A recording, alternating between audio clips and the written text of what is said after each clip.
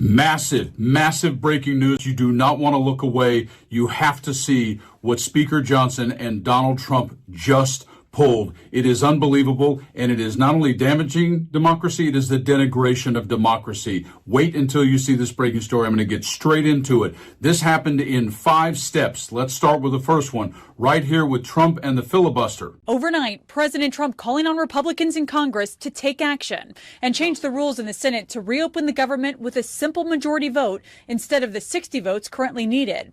The president posting online, it's now time for Republicans to play their Trump card and go for what is called the nuclear option. Get rid of the filibuster and get rid of it now. And then, of course, what Trump did was he signed the bill to actually reopen the government.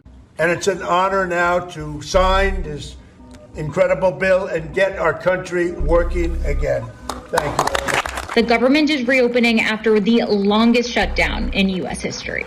But then what happened is the new Epstein emails dropped. Whoopsie. This morning, the bombshell release of what House Democrats say are emails to and from deceased convicted ex-offender Jeffrey Epstein, several referring to President Donald Trump by name. In an April 2011 email released by Democrats on the House Oversight Committee, lawmakers say Epstein wrote to his now convicted accomplice, Ghislaine Maxwell, 3 years after pleading guilty to crimes involving a minor, telling her, "I want you to realize that that dog that hasn't barked is Trump. Unnamed victims spent hours at my house with him. He has never once been mentioned." According to the released emails, Maxwell responds, "I have been thinking about that." But because the bill was signed and the House was open, they had to go ahead and swear in Adelita Grijalva. This. And the representative-elect will raise her right hand. Do you solemnly swear or affirm that you will support and defend the Constitution of the United States against all enemies, foreign and domestic, and that you will well and faithfully discharge the duties of the office on which you are about to enter, so help you God? I do.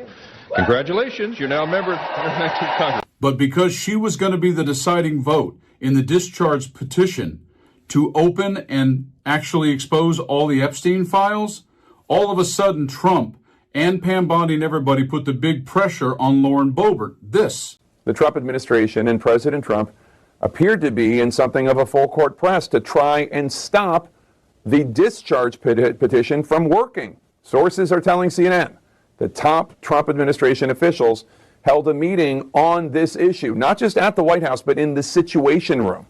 Now, according to multiple sources, the meeting was said to have included the Attorney General, Pam Bondi, the Deputy Attorney General, Todd Blanche, FBI Director Kash Patel, and Republican Congresswoman Lauren Boebert of Colorado. Boebert is one of the 4 Republican members of the House who has signed the petition.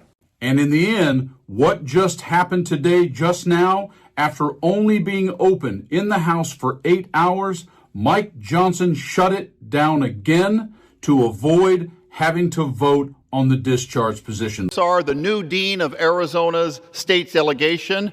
It has been a minute since we've all been together on the House floor. Looking for cobwebs around here. As dean, Congressman Gosar replaces the late Congressman Raul Grijalva, one of the most impactful leaders in Arizona history.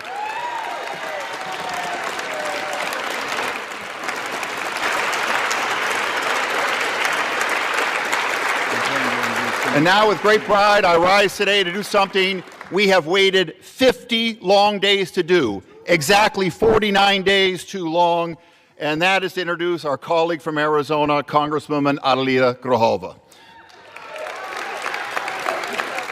Since September 23rd, the people of Arizona have been waiting for this day, and the excuses for the delay have changed seemingly daily. First, they said they need an election certificate, though one isn't required.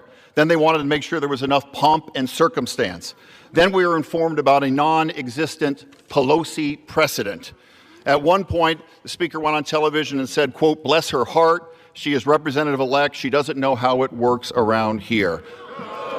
Bless his heart, because here's how it should work. Let's call it the Adelita Grijalva precedent. When the American people vote, this chamber respects their will and seats them immediately. Politics should never come into play.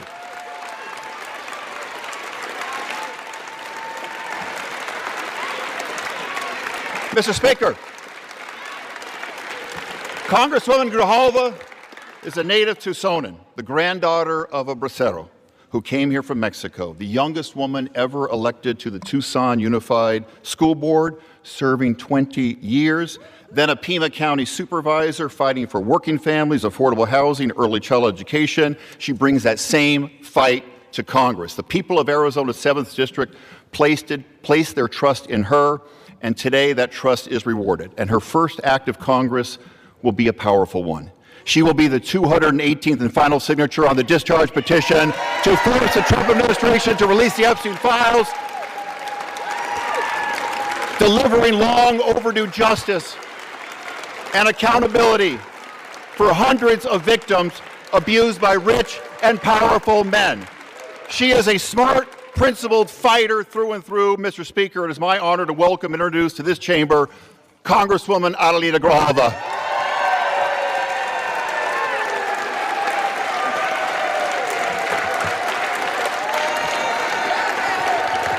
Muchas gracias. Good job.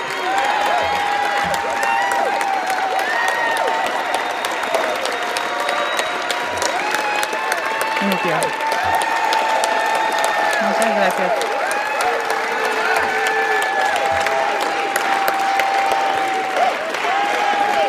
Gracias. Thank you. Thank you. Thank you. Muchas gracias. Thank you so much. Thank you to my colleague and friend, Congressman Stanton, for that kind introduction, and to the entire Democratic delegation from Arizona and the delegation that stood here with me that has supported me throughout this process. I rise today the proud granddaughter of a bracero, a hardworking Mexican immigrant who came to this country for a better life. And I stand as the proud daughter of a U.S. congressman, a man who spent his entire life fighting for justice, equity, and dignity for the most vulnerable. Yeah.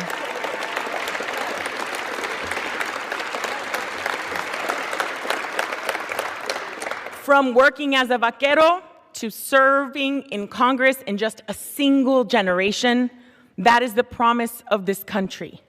That is the America I want to raise my 3 beautiful children in. Oh my God, what Speaker Mike Johnson is trying to do, the reopening of federal function for a short period and then the suspension of a House operations against mainly developments on the leadership decisions, with Speaker Mike Johnson being the one who has the most say in scheduling. Mike Johnson's presence during the quick journey after resumption has brought to light how fast the priorities can change. This action of Mike Johnson can be regretted as a totally delay of coming action concerning the petitions that are waiting for signature.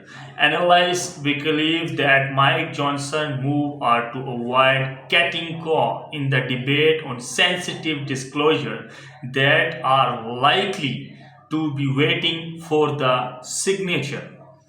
Analysis believes that the Mike Johnson move are to avoid getting caught in the debate on sensitive disclosure that are likely to occur. With this procedural control in his hands, Mike Johnson is able to control the tempo of the chamber, which is just coming back to full attendance, right? The whole drama is playing out where Mike Johnson domination is even stronger over when and how the law has to pass, right? During the long closure period, Mike Johnson's previous remarks were most like he was indicating that there would be a focus on the ceremonial side of things in red lines for the new representatives. Still, his quick adjournment is contrary to the expectation of prolonging activity after the shutdown. Right? Detectors argue that Mike Johnson could have lent the seasons to take care of the backlog. On the other hand, proponents maintain that Mike Johnson has to forward conversation regarding transparency initiatives. These cycles being to mind past speakers who were adaptive using the resist to their advantages. The current